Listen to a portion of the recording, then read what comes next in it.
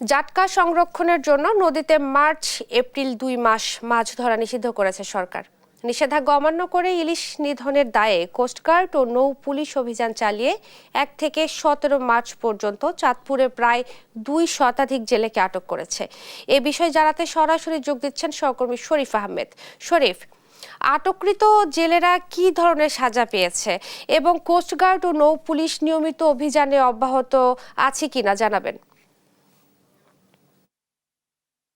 ইশরাত, আপনি যেমনটি জানতে চেয়েছেন, জাটকা সংরক্ষণের জন্য মার্চ এপ্রিল ২ মাস কিন্তু চাঁদপুরের নদীতে সব ধরনের মাছ ধরা বন্ধ।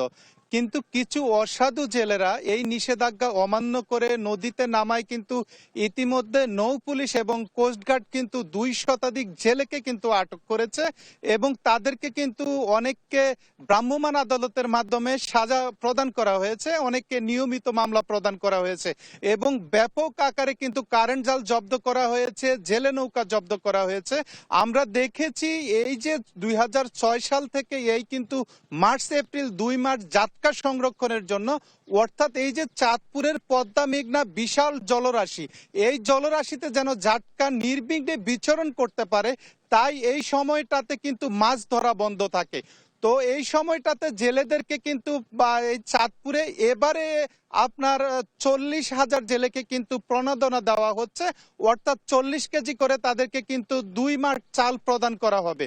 অপরদিকে এখানে যারা প্রকৃত জেলে তারা কিন্তু ইতিমধ্যে তাদের জাল এবং নৌকা কিন্তু ডাঙ্গায় তুলে ফেলছেন। আমি জেলেদের সাথে কথা বলছি, তারা বলছেন তারা অভিযান মেনে কিন্তু তারা ডাঙ্গায় বসে তাদের জাল এবং নৌকা মেরামত করছেন। তারা একটি দাবি জানিয়েছেন যে তাদেরকে যে খাদ্য সহায়তা দেওয়া হয় এটি তাদের জন্য একেবারেই অপুল। তারা বলছেন যে এই খাদ্য সহায়তার পাশাপাশি তাদেরকে যদি নগদ অর্থ প্রদান করা হয় তাহলে তারা স্বাচ্ছন্দ্যে চলতে পারবেন। অপরদিকে আমি কথা বলেছি কিছুক্ষণ আগে চাঁদপুর সদর নৌ থানার ওসি ইকবাল হোসেনের সাথে, তিনি আমাকে জানিয়েছেন নৌ পুলিশ এই যে চাঁদপুরের পদ্মা মেঘনা ৭০ কিলোমিটার এলাকা, অর্থাৎ মতলব উত্তরের ৬০ নল থেকে হাইমচরের চরবৌরবী পর্যন্ত এই ৭০ কিলোমিটার এলাকা অভয়াশ্রম ঘোষণা করা হয়েছে। এই অভয়াশ্রমকে জেলে এবং জাল মুক্ত রাখতে তারা কিন্তু নিরলসভাবে কাজ করছেন।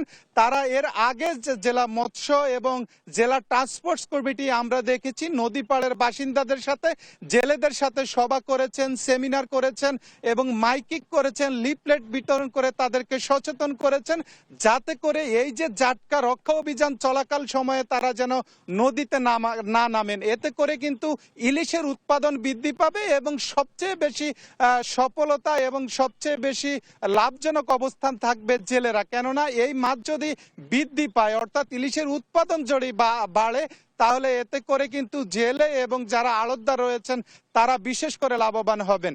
আমি কথা বলেছি এখানের যিনি মৎস্য কর্মকর্তা রয়েছেন, তারা বলছেন তারা এবারের অভিযান যদি সফল হয় তাহলে চাঁদপুরে ইলিশের উৎপাদন বাড়বে, ইলিশের উৎপাদন বাড়লে দাম ক্রেতাদের নাগালের মধ্যে আসবে। তো এই ছিল চাঁদপুর থেকে ইশরাত আমার কাছে।